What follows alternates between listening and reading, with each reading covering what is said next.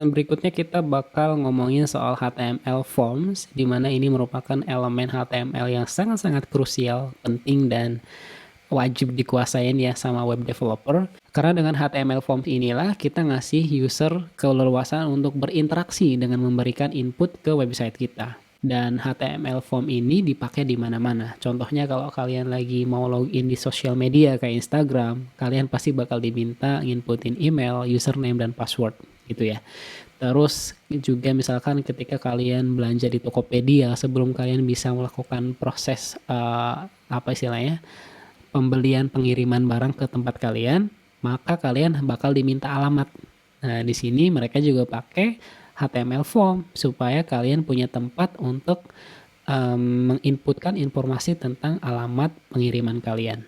Di HTML form itu ada input teks seperti ini, ada button juga, terus ada juga checkbox gitu ya, ada tombol radio juga kayak misalkan buat milih jenis kelamin, dan itu nanti bakal kita coba satu-satu tapi mungkin nggak semuanya karena teman-teman bisa coba sendiri. Yang penting kalian sudah dapat big picture atau big idea-nya. Kita mau coba dari yang paling atas, di mana dia ngasih contoh tentang dua input teks untuk first name dan last name. Cara kita nge-define form itu sama ketika di video sebelumnya kita nge-define sebuah table, di mana kita tinggal nge-define aja tag HTML form, lalu ada beberapa atribut tambahan yang mungkin sementara ini belum kita perlukan karena kita belum bermain dengan PHP. Sekilas aja action ini adalah sebuah atribut buat ngasih tahu ke HTML form kita kalau input yang bakal diketikkan oleh user ini bakal diproses di file apa. Itu jadi nanti kita bakal bahas PHP juga di chapter-chapter ke depan tentang caranya gimana ngeproses input yang dikirim melalui form. Balik lagi ke pembahasan tentang HTML forms. Di sini perhatikan ada 1, 2, dan 3 input form yang dimana tipenya itu beda-beda. Kalau tipenya teks, maka ketika di-render hasilnya bakal seperti ini.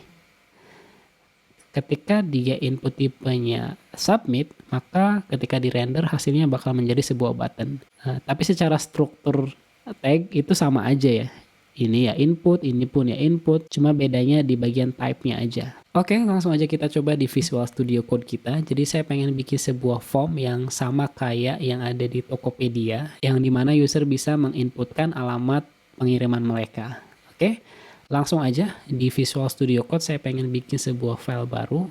Saya beri nama form.html gitu ya. Di sini saya seperti biasa tag HTML, pilih yang kedua, structure-nya dulu ya, title-nya biar nggak rancu, saya bilang HTML forms. Di sini kita langsung bilang aja form, terus enter.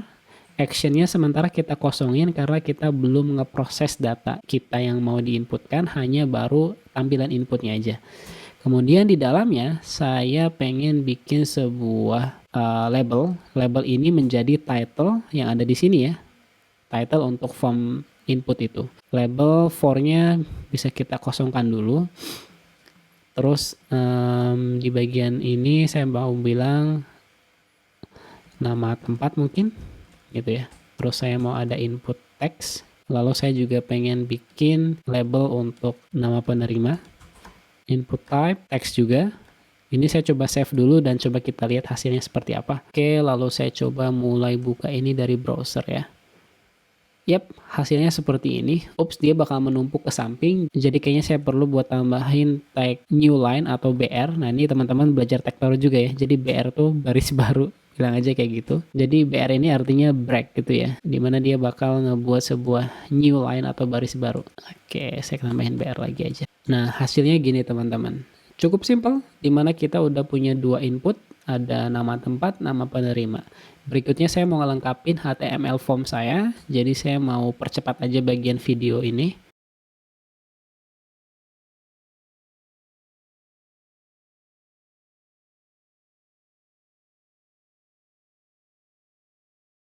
Yap, jadi ini saya nambahin sekitar 1, 2, 3, 4 input baru di HTML form saya. Nah, kalau teman-teman perhatikan, untuk beberapa input saya ngasih tipenya itu number. Nah, perbedaannya apa? Kalau kita save dan kita render ya, maka ketika saya menginputkan di form saya di sini. Kalau dia teks, maka saya bisa menginputkan data apapun termasuk huruf dan angka. Tapi ketika input type-nya itu number, maka itu dikhususkan untuk data angka aja. Nah, kalau teman-teman perhatikan di Tokopedia itu ada satu buah input yang dimana dia bisa mengetikkan alamat yang super duper panjang, artinya dia bisa multiple line. Sedangkan yang saat ini kita buat hanya satu baris line aja. Nah, untuk itu kita perlu pakai sebuah HTML tag namanya text area. Cara bikinnya sama kayak tag-tag biasa ya. Misalkan saya bilang labelnya adalah alamat lengkap gitu ya. Maka di bawahnya tinggal saya bilang aja text area gitu ya. Terus di sini saya coba save dan saya coba refresh. Nah, hasilnya seperti ini. Ups, alamat lengkap. Oke, saya salah naruh ini. Ini harusnya ada di sini ya. Jadi text area ini adalah sebuah input yang dimana memungkinkan user untuk menginputkan data lebih dari satu baris gitu teman-teman. Nah, di text area kita juga bisa ngatur misalkan lebarnya atau berapa baris data yang bakal kita minta sebagai default. Misalkan 5 baris data, maka hasilnya kayak gini, tingginya gitu ya. Jadi semakin banyak baris data yang kita minta, maka semakin tinggi bentuk text areanya juga. Pun dengan kolomnya gitu ya. Kita bisa minta misalkan 10 juga atau 20 gitu, atau 30 gitu. Ups. Jadi untuk ngatur lebar dan tingginya kalian bisa pakai atribut rows dan calls. Walaupun sebenarnya user masih punya keleluasaan buat mainin lebar ini. Tapi sebagai default kalian bisa ngasih tahu si HTML-nya itu berapa tingginya dan berapa lebarnya. Kalau kalian mau nge-disabled ini bisa nggak sih? Bisa aja, tapi nggak sekarang. Oke, kita udah berhasil buat bikin beberapa HTML input. Kalau kita review lagi, ada beberapa input yang sebetulnya bisa kita optimisasi gitu. Jadi bisa kita buat lebih efektif lagi. Contoh yang ada di bagian provinsi. Itu di HTML form yang kita bikin sekarang, user harus mengetikkan nama provinsinya, Jawa Barat. Nah, kebayang nggak kalau misalkan ada beberapa tipe kemungkinan user itu bakal mengetik. Ini tipe yang umum mungkin ya, yang paling normal. Tapi bisa juga ada yang nulis Jawa Barat. Bisa nggak? Ada juga yang nulis Jawa Barat dengan B kecil. Ada juga mungkin yang nulis Jawa Barat. Ada juga mungkin yang nulis West Java. Jadi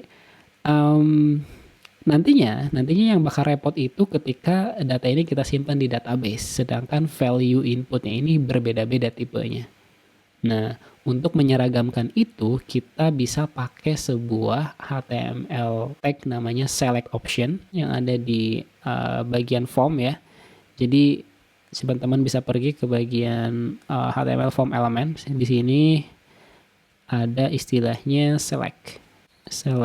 Nah, seperti ini. Teman-teman bisa coba lihat kodenya. Jadi, daripada kita ngasih inputnya itu berupa teks, lebih baik kita berikan inputnya berupa select option.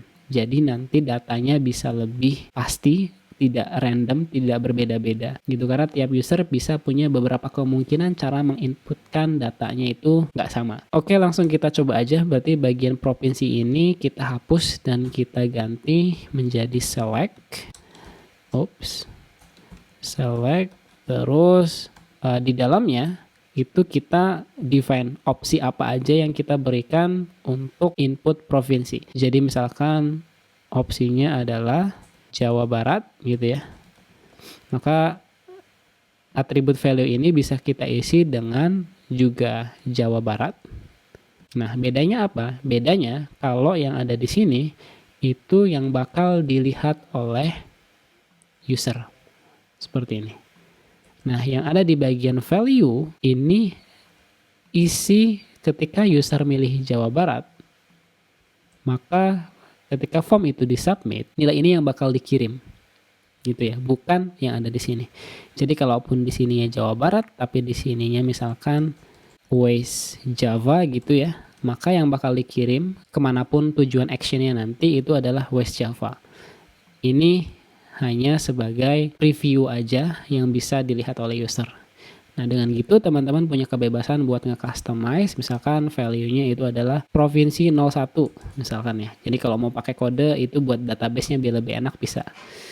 Anyway, nggak usah kita pusingin dulu karena ini nggak bakal kita pakai sekarang di bagian HTML basic ini. So, kita kosongin dulu aja, malah kita bisa hapus. Nah, kita bisa tambah opsi berikutnya gitu ya. Jadi ada option berikutnya. Yap, saya mau ngasih contoh 4 opsi aja teman-teman, kalau mau buat lebih silahkan boleh. Jadi ketika kita refresh maka kita punya beberapa opsi. Nah, silahkan kita lakukan hal yang sama untuk bagian kota ya.